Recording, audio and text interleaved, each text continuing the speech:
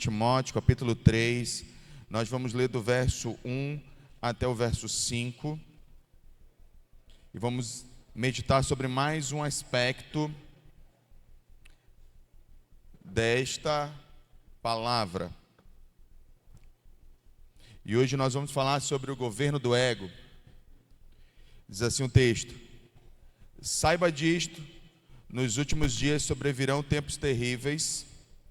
Os homens serão egoístas, avarentos, presunçosos, arrogantes, blasfemos, desobedientes aos pais, ingratos, ímpios, sem amor pela família, irreconciliáveis, caluniadores, sem domínio próprio, cruéis, inimigos do bem, traidores, precipitados, soberbos, mais amantes dos prazeres do que amigos de Deus, tendo aparência de piedade, mas negando o seu poder. Afaste-se desses também. Feche seus olhos, nós vamos fazer uma breve oração para a gente começar a meditar na palavra. Pai, nós queremos convidar o Senhor para estar aqui conosco mais uma vez nessa noite, nesse final de semana, onde nós possamos meditar na sua palavra, refletir sobre ela, permitir que ela penetre os nossos corações, transforme a nossa mente, meu Deus, tenha impacto na nossa conduta diária, para que nós possamos andar como filhos de Deus nessa geração, para que nesse tempo tão difícil e sombrio, nós possamos ser diferentes, que o Senhor nessa noite venha sobre nós e nos conceda a graça de entender, compreender, de ter a revelação, a palavra rema, que muda a nossa mente, o nosso interior e consequentemente a nossa conduta, em nome de Jesus, amém e amém. Bom, queridos, nós vamos falar hoje sobre o governo do ego. Só para a gente contextualizar, semana passada nós começamos essa série Tempos Difíceis, onde nós estamos estudando 2 Timóteo capítulo 3, todo esse texto. Já é o terceiro final de semana que a gente está meditando no mesmo texto. Na primeira semana nós falamos sobre por que os tempos seriam difíceis, eu vou até repetir um pouco isso daqui a pouco. Na segunda ministração nós falamos sobre amores desordenados, porque entendemos à luz da palavra que um dos problemas dos últimos dias é que as pessoas amariam aquilo que não deveriam amar, e estão deixando de amar aquilo que deveriam amar. Inclusive a gente vai poder ver isso também ao longo do texto, porque nós falamos sobre amar a si mesmo, amar ao dinheiro e amar aos prazeres. São os três amores que a Bíblia fala, que a gente ama. Por outro lado, e eu não citei isso na mensagem do final de semana passado, a gente está deixando de amar o que deveria amar. Tanto é que nesse mesmo texto que nós acabamos de ler, ele diz que nós somos desafeiçoados pela família, desobedientes aos pais. Significa dizer que a gente está amando o que é errado e deixando de amar o que deveria amar, deixando de valorizar o que deveríamos valorizar. Então, nós precisamos refletir sobre isso. E hoje, nós vamos falar sobre a origem disso. Muito provavelmente, a origem de todo esse comportamento está relacionado com orgulho. Lógico que quando a gente fala de pecado, e a gente vai falar de todos esses comportamentos, e é muito mais do que comportamento, é um espírito. Eu vou colocar nesses termos, que talvez assim fica melhor para você entender. É como se o que Paulo está descrevendo aqui, por exemplo, é diferente do que ele descreve em Gálatas 5:22 sobre as obras da carne, que ele está colocando lá uma série de comportamentos, idolatria, né? Ele vai colocar bebedice, imoralidade. Isso são comportamentos específicos. Aqui, em 2 Timóteo, ele vai colocar meio que a estrutura de coração que as pessoas têm próximo à volta de Jesus. É o tipo de gente, é o tipo de coração, é o tipo de visão que as pessoas estão desenvolvendo nos últimos dias. E ele diz que esses últimos dias seriam muito difíceis. Outras traduções dizem trabalhosos. Ainda tem outra tradução que diz que esses últimos dias seriam dias terríveis, por conta do tipo de pessoa com quem nós temos que conviver. Agora, não é simplesmente a maldade do mundo, é a maldade que impera no meio da igreja. Então nós vamos voltar a refletir sobre isso hoje e vamos falar basicamente sobre 3 pontos de 2 Timóteo. Nós vamos falar sobre, eu não vou falar mais sobre egoísmo, embora eu pudesse, está dentro desse desse combo, desse grupo de comportamentos, de estado de coração e de mente. Mas eu já falei sobre o egoísmo, então eu vou pular para presunçosos, presunção, arrogância e orgulho, soberba, que está lá no verso 4. Vou falar sobre esses três hoje: presunção, arrogância e soberba. E é interessante a gente meditar sobre isso, porque a gente pode achar, né? E eu quero começar trazendo essa reflexão. A gente pode achar, correr o risco, cometer o engano, de achar que Paulo está dizendo que nos últimos dias surgiriam pessoas assim. Na verdade, sempre existiram pessoas arrogantes, presunçosas, soberbas. Entretanto, o grande problema dos últimos dias é a normalização desse comportamento. Então, o que está acontecendo hoje dentro da igreja? A normalização de comportamentos que outrora eram inaceitáveis para um cristão. Hoje, eles são aceitáveis. Nós lidamos e convivemos com as pessoas que se autoprofessam cristãs, mas que ao mesmo tempo têm comportamentos presunçosos, arrogantes, soberbos e egoístas. E a gente já não se incomoda com isso. E é importante dizer normalização, porque existe uma diferença entre algo ser comum e ser normal. E eu acho que a palavra que cabe aqui é normalização mesmo. Por quê? Ser comum, algo que é algo que aparece com frequência. Por exemplo, é comum que todos os dias, 18 horas, o trânsito seja um caos. Isso é comum. Por quê? Porque isso aparece com frequência. Então, tudo aquilo que aparece, que é repetido com frequência, é considerado comum. Agora, o que é normal é aquilo que tem a ver com a regra que está estabelecida. E essa regra, normalmente, ela produz bem-estar. Por isso, eu falo de normalização. Sabe por quê? Porque viver como uma pessoa orgulhosa, presunçosa e soberba tem sido o meio de as pessoas, mesmo os cristãos, de encontrarem prazer, de se sentirem bem com comportamentos orgulhosos. Então há hoje, no meio da igreja, um perigo enorme, e eu lembro de que a palavra tempos difíceis, no original, também significa tempos perigosos.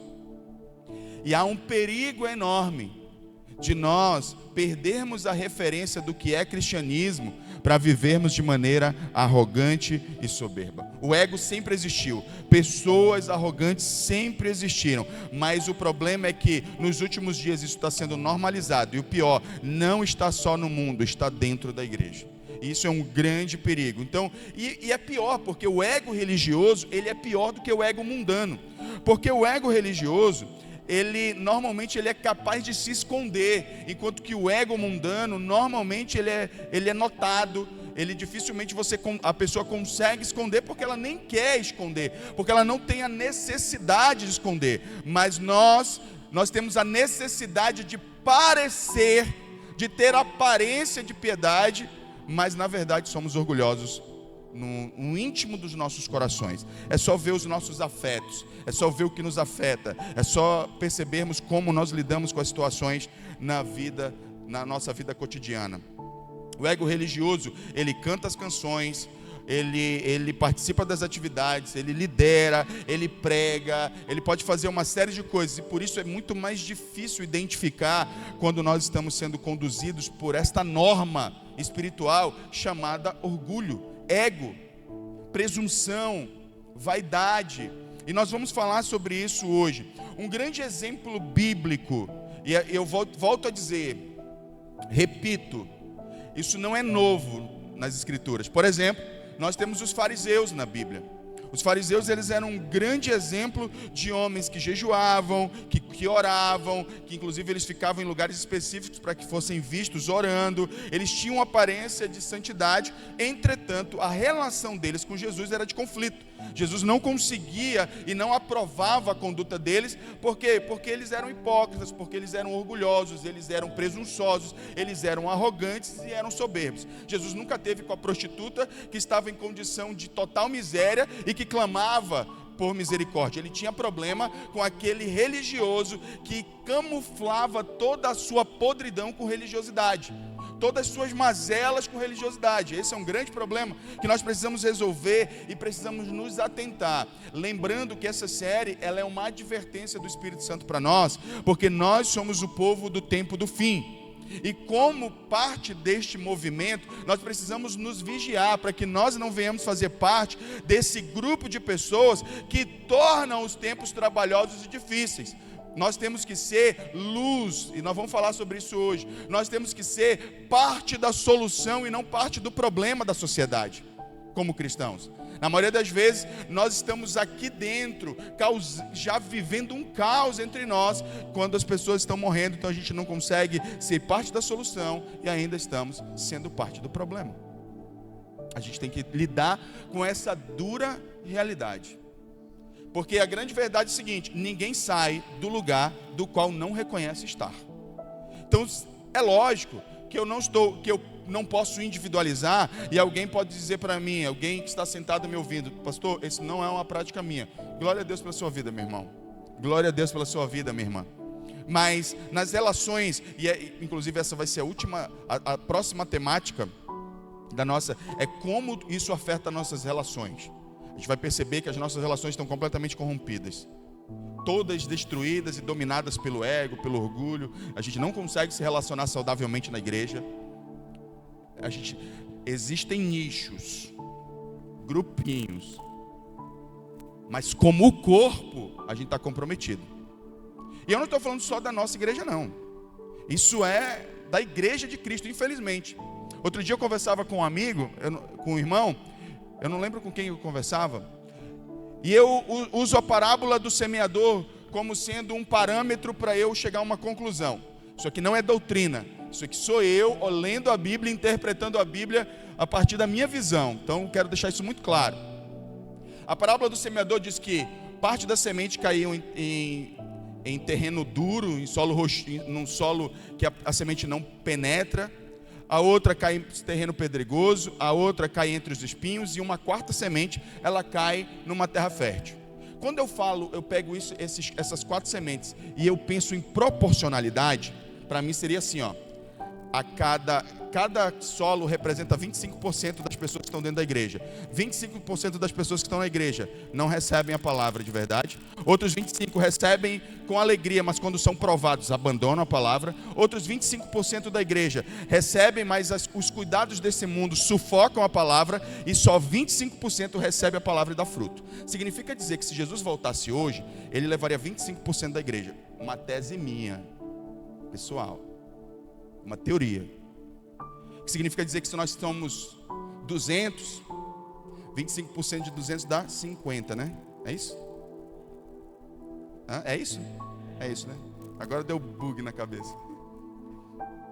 Portanto, a gente tem um problema. Aí, na verdade, eu acho que isso é bem interessante para a gente pensar onde você quer estar situado. E aí as escrituras nos dão base e indícios suficientes para dizer: olha, o espírito dos últimos dias é um espírito de gente que vai pensar em si mesmo. Opa, aqui já tem algo para a gente despertar e dizer: peraí, eu não quero estar incluído nesse grupo. Eu preciso ter um comportamento diferente. Eu não quero ser aquele que é governado pelo ego. E muitas vezes a gente tem uma leitura errada de nós mesmos. Isso é muito comum, porque todas as vezes que a gente faz análise pessoal, a gente tende à autoproteção.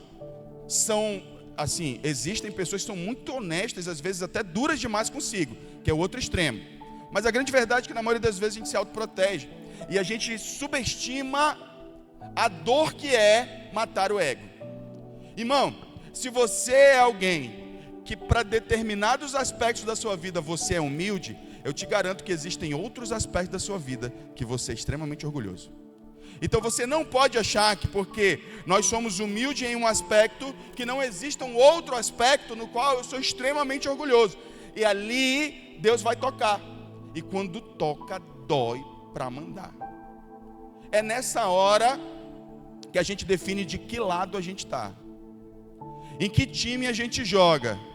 Se no time a favor, ou se a gente vai decidir começar a fazer gol contra aquilo que Deus estabeleceu na sua palavra. e começar a fazer as coisas a partir do que é conveniente e melhor para mim, ao invés de olhar para a Bíblia e dizer, embora isso não me cause conforto, eu vou escolher o que está escrito aqui na palavra, porque esse é o melhor. Outro dia nós estávamos em discipulado aqui com alguns irmãos, e nós estávamos discutindo a ideia de assim, fazer as coisas porque gosta, porque quer, versus fazer as coisas porque não quer. E aí, tipo assim, a gente só faz o que quer na vida, irmãos? Sim ou não? Não.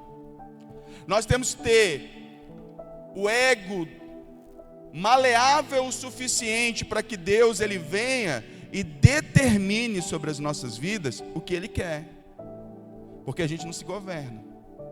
Porém, um ego enrijecido, onde ele está no centro e no governo, ele não permite esse tipo de interferência da parte de Deus por meio da palavra. E aqui nós temos um grande problema, porque veja bem, o problema dos últimos dias não é que as pessoas seriam ateias. Agora ninguém acredita em Deus, ninguém quer mais papo com Deus, todo mundo acha que Deus é a história da caronchinha. Não é essa a realidade que a gente vê hoje, nem dentro da igreja, nem fora da igreja. Na verdade, nós somos a era da conversão em massa, da conversão onde os famosos se convertem, onde todo mundo é cristão, onde todo mundo é crente. Então qual é o problema? O problema dessa geração, são os homens tentando viver uma espiritualidade sem matar o seu ego. Esse é o problema dessa geração. Não é uma galera que nega a existência de Deus. Não é um grupo, uma era que diz que Deus não existe. É uma galera que acredita que Deus existe. Porém, entretanto, todavia, não é capaz de renunciar o governo do seu próprio ego para entregar a Deus. E esse é o problema dessa geração. Nós temos uma geração que vive, que não destrona o ego e tenta conciliar uma vida cristã com uma vida do governo próprio. Esse é um grande problema. E aí acaba acontecendo o que a gente tem visto muitas vezes no meio da igreja, né? Muito escândalo, pouco evangelho sendo vivido, palavras que elas estão mais alinhadas em satisfazer o ego das pessoas. E a gente vai vivendo isso. E aí está normalizando. Cada vez mais abre igrejas nesse modelo, igrejas com sala VIP, igrejas que proporcionam uma experiência premium para você. Tem tudo isso. Outro dia eu estava conversando com um amigo sobre isso. Gente, se isso não assusta você, isso me assusta profundamente. Porque não tem nada a ver com o evangelho essas coisas. E aí a gente precisa, e tudo isso que está lá permeando a base das nossas buscas, dos nossos prazeres, do tipo de igreja que a gente idealiza, está o nosso ego, dizendo para nós que, olha, eu preciso ter as minhas expectativas atendidas. E fica cada vez mais difícil, tempos difíceis, fica cada vez mais difícil lidar com os cristãos desta era. Porque parece que a gente tem que estar o tempo todo tentando agradar. O tempo inteiro a gente tem que oferecer uma experiência gourmet para todo mundo que vem na igreja. E sinceramente, eu fico imaginando que se Paulo ele vivesse nos nossos tempos, ou mesmo Jesus, ele seria considerado, os discursos dele seriam considerados discursos de ódio. Não tem amor, não serve um Deus que ama. Nós precisamos rever isso. E precisamos, porque tudo começa aqui, com o nosso ego. O mundo está dizendo para você, é uma enxurrada de sugestões dizendo para você que o seu ego tem que estar no controle. É uma enxurrada de mensagens dizendo para você se autoproteger, para você olhar para você mesmo, para você cuidar de você mesmo. Cuidado, abra os seus olhos, porque esse é o espírito dos últimos dias. E isso torna os dias muito difíceis. Isso conecta perfeitamente, inclusive, com o final do verso 5, que diz que tendo aparência de piedade, mas negando-lhe o poder. É o que acontece nesses dias. E qual é o trabalho da cruz quando eu olho para a palavra? O trabalho da cruz é exatamente o que a cruz faz primeiro na vida de um indivíduo. Ou pelo menos deveria fazer, né? Ela crucifica o ego. A primeira coisa que Jesus ele deixa claro para os discípulos é que quem quisesse segui-lo teria que carregar a sua cruz, negar a si mesmo. Essa palavra, essa frase, negar a si mesmo, ela é maravilhosa. A capacidade de você dizer não para si mesmo. Você sabe dizer não para você mesmo? Hoje eu tive uma experiência, eu fico só observando. As pessoas não sabem ouvir não. Elas não sabem ouvir não dos outros, e isso reflete que ela não sabe dizer não para si.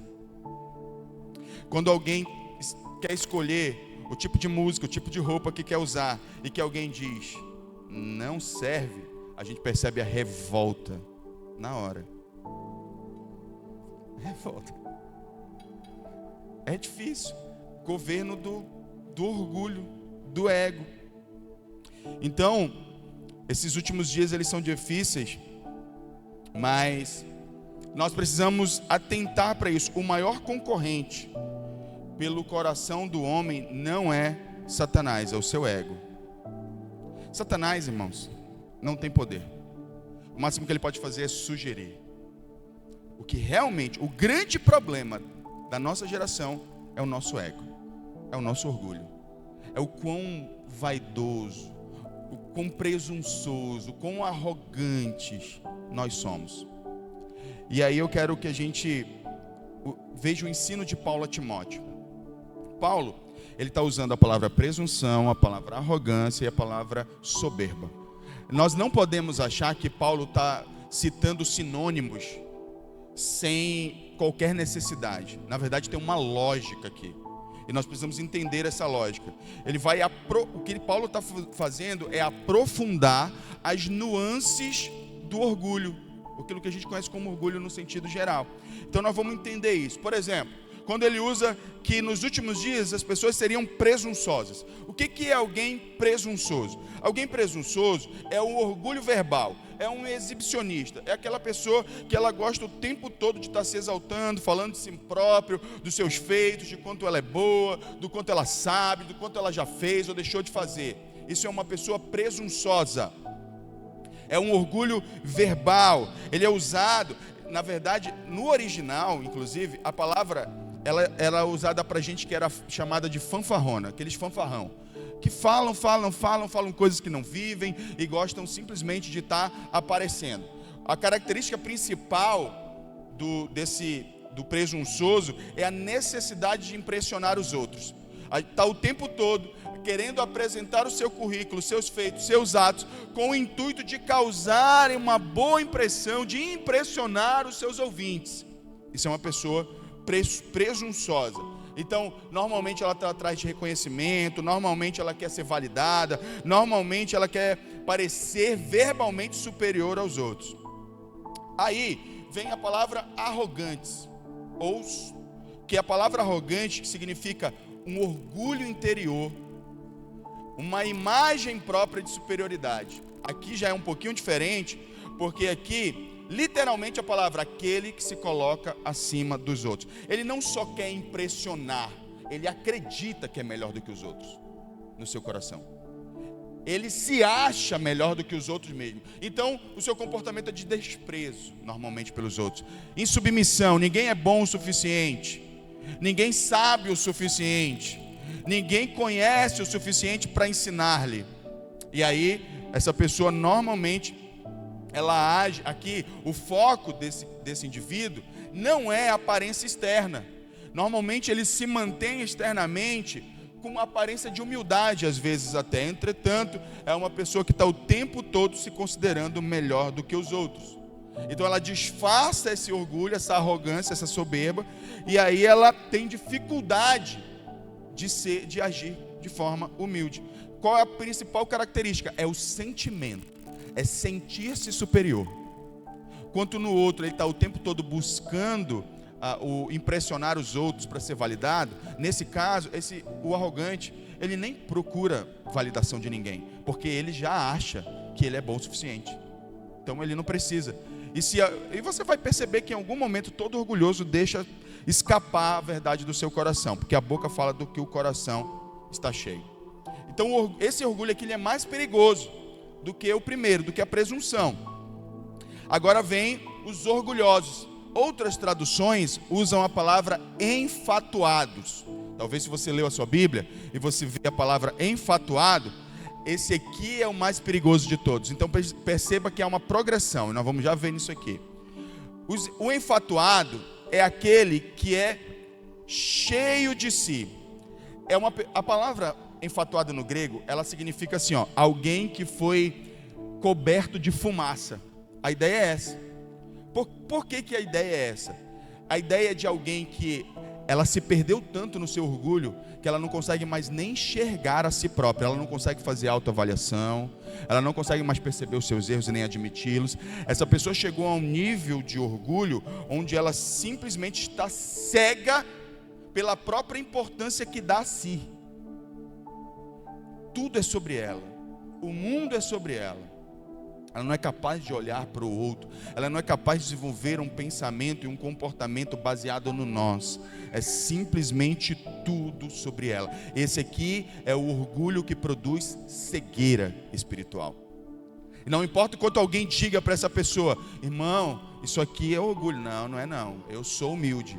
É incapaz de fazer autoavaliações, é incapaz de fazer o que Paulo, por exemplo, ele sugere em 1 Coríntios capítulo 11, quando ele diz para que cada um avalie a si mesmo, examine cada um a si mesmo. Ele não é capaz de examinar a si mesmo com honestidade, ele não encontra defeitos em si, ele está o tempo todo dizendo que é tudo bem com ele, que ele é muito bom, que ele está tudo bem e que está vivendo de maneira maravilhosa. Esse indivíduo, ele perde o senso da realidade. É aquele camarada que todo mundo está vendo que tem alguma coisa errada, mas ele é o único que não vê nele. Chega um e diz: irmão, esse comportamento não está correto, mas ele diz: não, está tudo certo. Chega outro e fala a mesma coisa. Chega um próximo e todo mundo está errado, menos ele. Eu lembro do meu pastor me dizer o seguinte: quando tem muita gente vendo uma coisa em você, e você é o único que não está vendo, você precisa considerar que o cego pode ser você. Porque não é possível que está todo mundo errado e só você está certo. Ou que todo mundo se voltou contra você porque você é uma pessoa especial demais e as pessoas querem de alguma maneira te atingir porque você é muito importante. Mania de grandiosidade. E aí você não consegue fazer autoavaliações honestas, sinceras, humildes, de dizer assim: não, porque assim, a verdadeira humildade não é você pensar menos de si mesmo, é você pensar menos em si mesmo. Então você é capaz, de maneira honesta, de fazer as seguintes avaliações: bom, eu sei que aqui eu não errei. De fato, eu consigo fazer uma avaliação à luz da palavra, eu consigo perceber que aqui eu não cometi um erro, mas aqui realmente eu não consigo fundamentar meu comportamento à luz das escrituras, não é correto socialmente.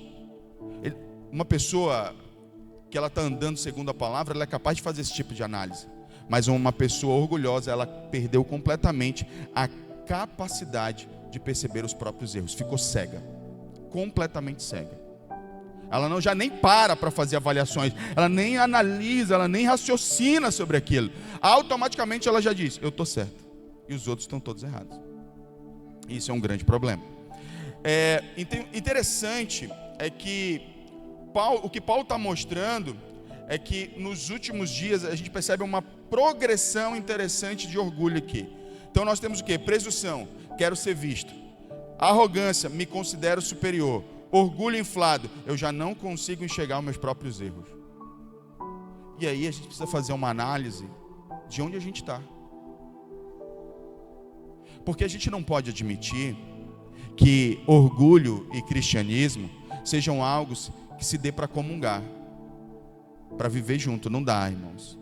Nós precisamos entender que nós precisamos escolher a que estilo de vida nós vamos seguir. E aí eu quero trazer uma reflexão sobre como ser presunçoso, como ser orgulhoso torna os tempos difíceis, torna os tempos trabalhosos, torna os tempos terríveis. Então veja bem, a gente já definiu que tempos terríveis são causados por pessoas difíceis.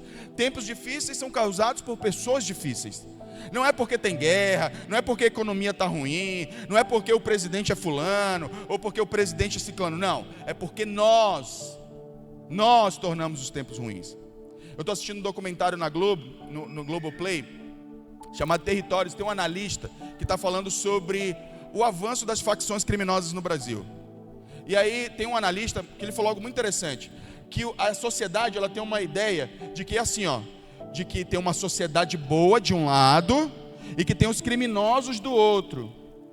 Só que na verdade os criminosos saem dessa sociedade que a gente acha que é boa, porque a gente vai cometendo pequenos crimes todos os dias, que a gente só se acha moralmente melhor porque não são tão impactantes quanto desses criminosos. Mas a verdade é que os criminosos saem dessa sociedade que a gente julga ser boa. Eu achei incrível a reflexão. Eu achei incrível. E a gente tem que parar para pensar que se a gente não se submeter ao Evangelho, ou aquilo que a gente julgou um dia, a gente vai estar fazendo. Então a gente precisa olhar para dentro de nós. Então pessoas difíceis tornam os tempos difíceis. Se nós realmente queremos que as coisas sejam diferentes na nossa vida, nós precisamos ser pessoas diferentes e não dominadas pelo ego. Porque o que acontece? Pessoas egoístas tornam qualquer ambiente difícil de convivência, qualquer um. Porque todo ego transforma a convivência em desgaste. É difícil conviver com gente orgulhosa demais. É muito difícil. O diálogo é difícil. A conversa não flui. Ela sempre trava em algum lugar. Quantos estão entendendo o que eu estou dizendo? Então isso se torna muito trabalhoso. A gente, por exemplo, você imagina que a palavra de Deus diz que nós precisamos ser obedientes aos nossos líderes espirituais. Lógico, eu não estou falando de uma obediência aos conceitos pessoais de um líder. Eu estou falando a obedecer aquilo que um líder ensina à luz da palavra de Deus. Porque eu não estou falando da liderança, de algum modelo de liderança onde o líder é dono das pessoas. Não. Estou falando que quando um líder vem e te aconselha biblicamente sobre algo que você não está enxergando, o mínimo que um cristão tem que fazer é: tudo bem, eu vou obedecer, realmente está escrito. Mas o que tem acontecido? Tem pessoas rebatendo a palavra e dizendo: não é bem assim, também não é por aí. Quando a gente diz para um homem que ele precisa ser mais gentil e que ele é muito machão anos 80, ele acha que isso não é bem por aí. Peraí, a palavra de Deus diz que a gente tem que viver a vida comum do lar, por exemplo, que um homem tem que lavar uma louça. Isso é inadmissível para alguns. Peraí, mas está na palavra de Deus. É lógico que não está a palavra louça, mas vida comum do lar está indicando coisas cotidianas de um lar.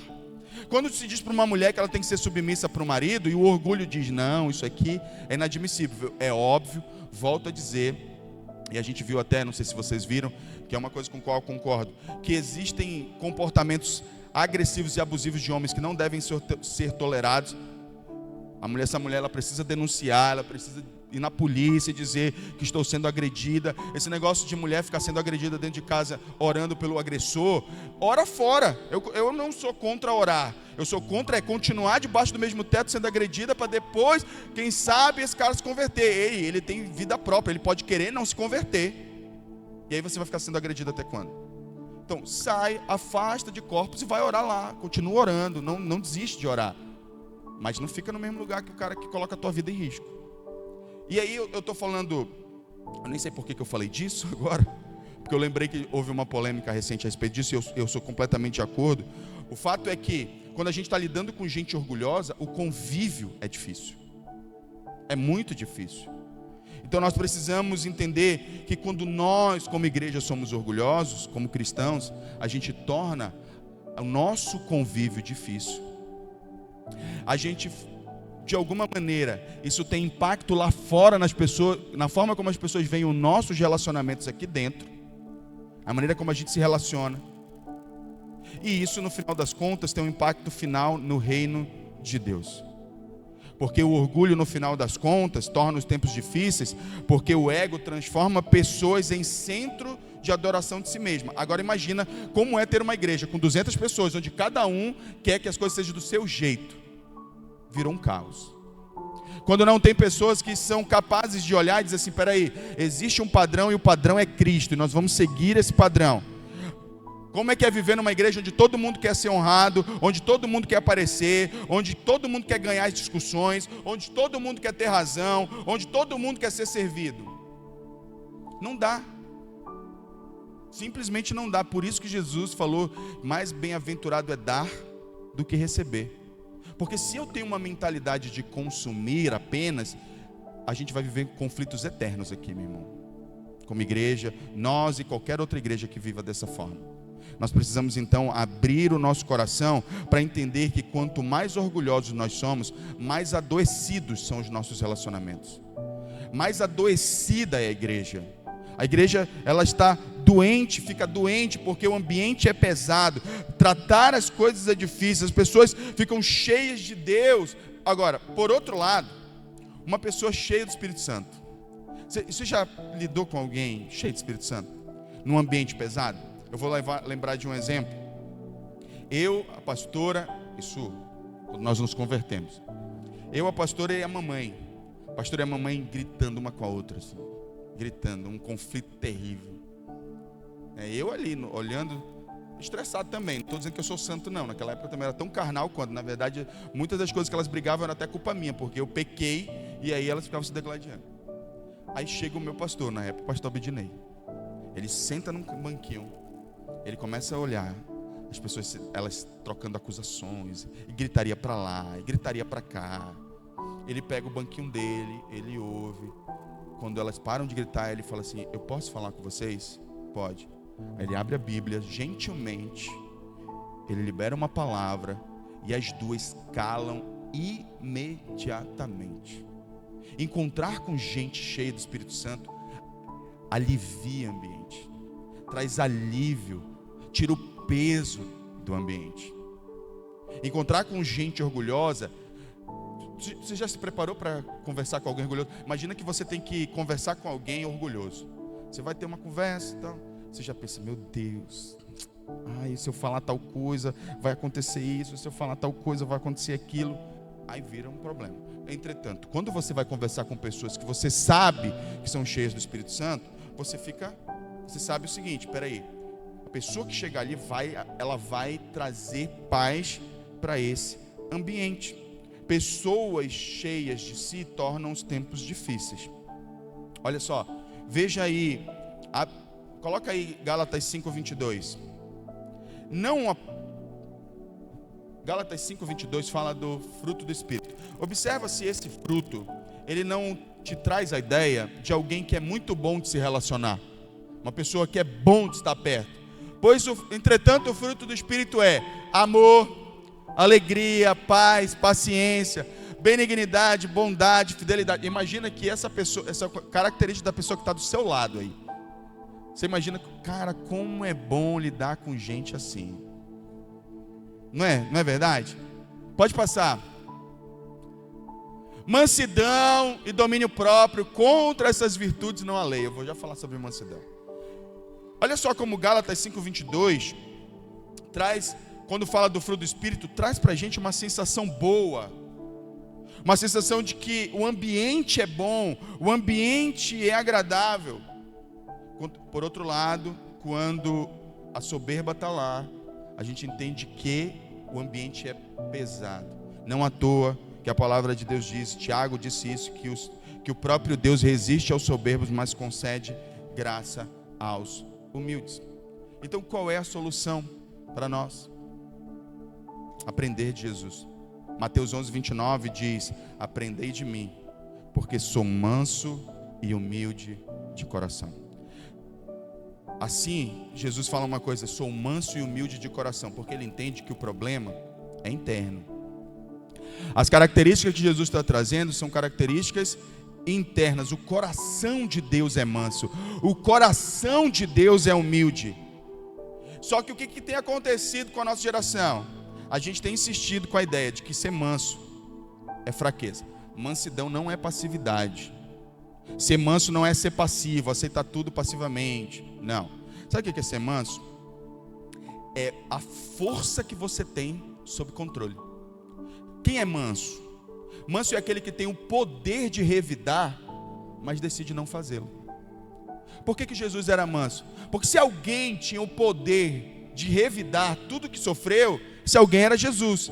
Mas a força dele, o poder dele, estava sob controle. E aí ele pôde dizer então: aprendei de mim que sou manso e humilde de coração. Então é alguém que até poderia reagir orgulhosamente, mas escolhe não fazer. Poderia revidar na mesma moeda, mas escolhe não fazer. Poderia inclusive dizimar, matar, causar prejuízos graves, mas escolhe não fazer. Poderia se impor, mas escolhe não fazer.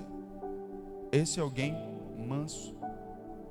Uma pessoa que escolhe a humildade, o domínio próprio, escolhe a submissão a Deus. Jesus diz ainda: aprendei de mim que sou manso e humilde de coração. E aqui é ainda mais profundo, porque quando ele diz humilde de coração, ele está querendo sugerir para nós que existem pessoas que são humildes de aparência, que são humildes por conveniência. É possível alguém dizer assim: neste caso eu vou agir de forma humilde, porque se eu agir de forma humilde nesta situação, eu vou ter tal benefício, eu vou ganhar de tal maneira. Isso não é ser humilde de coração, isso é ser humilde por conveniência. Tem gente que também decide ser humilde só de aparência, né? Humildade sim, parece, mas por dentro está se matando todinho. Então tem gente que é só humilde externamente, parece humilde, mas Jesus diz que ele é humilde de coração. E aqui a gente vai entender que humildade verdadeira é aquela que nasce dentro de nós, no sentido de nós entendermos que nós não somos maior nem melhor que ninguém. Isso, a gente faz isso olhando para Jesus, mantendo os olhos fixos nele. Ele é a nossa referência. A solução ainda é Cristo para tudo. A solução ainda está descrita na palavra como sendo Cristo. Então por isso, essa solução precisa alcançar os nossos corações. Se o problema dessa geração começa com orgulho, a solução começa com Cristo. E nós precisamos voltar a olhar para Ele. Quando Cristo ele se tornar o centro novamente das nossas vidas, o objetivo da nossa vida vai ser alcançado, que é parecer com Ele. Filipenses capítulo 4, no verso 13, diz que nós precisamos alcançar a plenitude de Cristo, a estatura do varão perfeito, dizem outras traduções. Mas há muito tempo, irmãos, que a gente desistiu de perseguir Cristo como modelo. Há muito tempo que a igreja, me parece, desistiu de ter Cristo como referência. Há muito tempo a gente tirou Cristo como nosso alvo a ser alcançado. Me parece que mais existem outros alvos: o sucesso, o dinheiro, a boa fama, muitas outras coisas estão diante dos nossos olhos, o reconhecimento. E Cristo deixou de ser o alvo ao ser alcançado. O nosso objetivo nessa terra aqui, e talvez diria eu, o principal, é parecer com Jesus. Todas as outras coisas vêm depois disso. Eu vou fazer a obra, eu estou aqui para cumprir minha missão. Mas não faz sentido você querer cumprir sua missão sem antes parecer com Jesus. Você não vai conseguir cumprir sua missão se você não parecer com Jesus. Meu objetivo é ser salvo. Ok, mas depois que você é salvo, Jesus ele é a porta de entrada, não a porta do caminho de chegada. Ele diz: eu sou a porta, depois da porta tem um caminho. Ele é a porta, mas também ele é o caminho. Significa dizer que tem uma chegada. E até essa chegada nós temos que se parecer temos que estar o mais parecido com Cristo possível. E para que isso aconteça, nós precisamos abrir mão do orgulho. Eu queria mostrar um contraste aqui perfeito. Coloca a imagem aí para mim. 2 Timóteo 3. Amantes de si mesmos, avarentos, jactanciosos, soberbos, orgulhosos, sem afeto natural, irreconciliáveis, caluniadores, sem domínio de si, mais amigos dos prazeres do que amigos de Deus, têm aparência de piedade, mas negam o seu poder. O ego aqui está no centro. Aqui do outro lado nós temos alguém, uma pessoa, que tem todo o poder do mundo e estava lavando pés de pessoas, de discípulos, que estava se deixando humilhar, que estava sendo escarnecido, sem revidar, com mansidão. Filipenses 2, o coração de Cristo.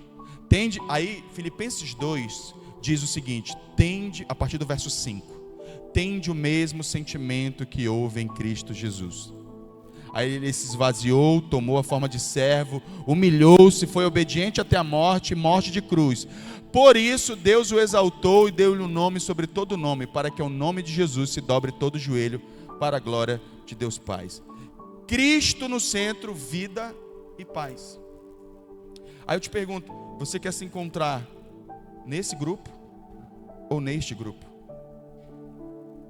A escolha é sua. Você precisa tomar consciência disso. Você precisa entender para onde você está caminhando. Qual é o estilo de vida que você está desenvolvendo.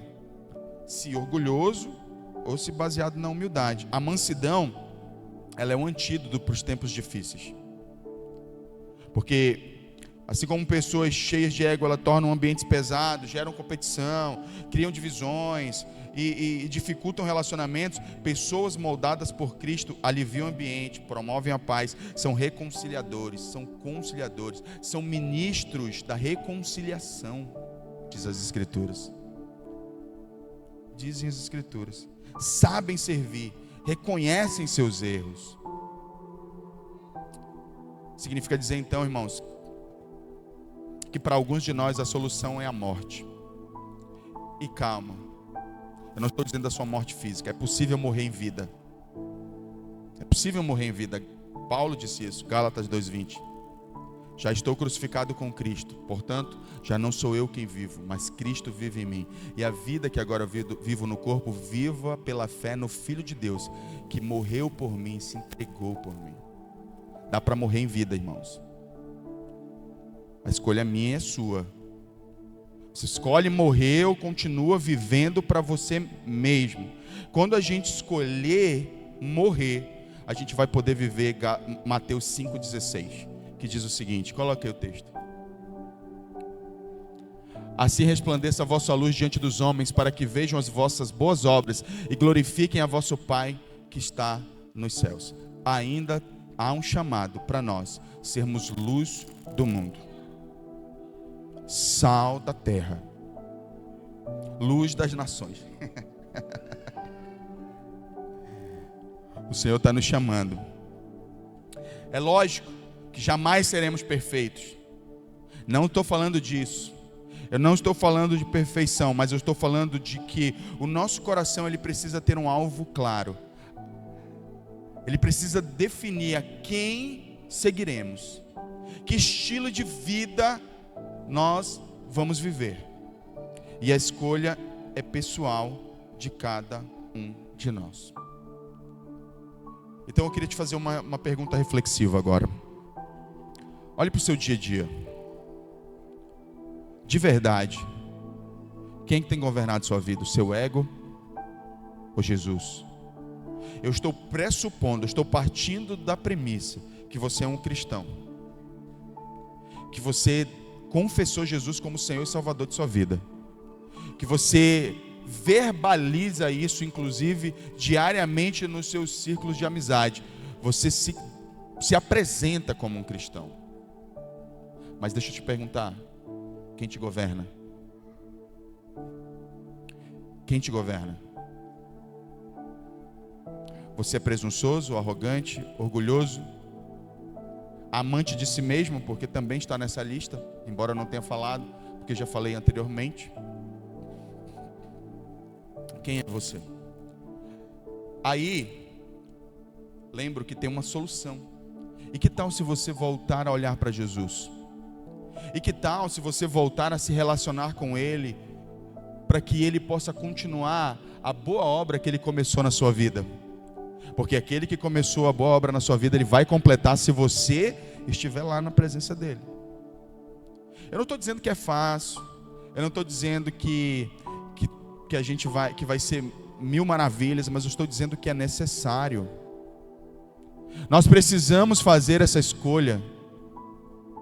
A igreja de Cristo na terra, ela tem perdido a sua identidade vez após vez. Como eu não posso responder por todas as igrejas do mundo, nós podemos juntos fazer a nossa escolha aqui, como igreja. De que tipo de igreja a gente vai ser? Que tipo de cristão seremos? Então nós só podemos responder por nós.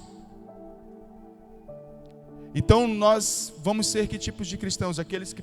Coloca de novo a imagem, eu queria deixar essa imagem na tela para você refletir sobre ela.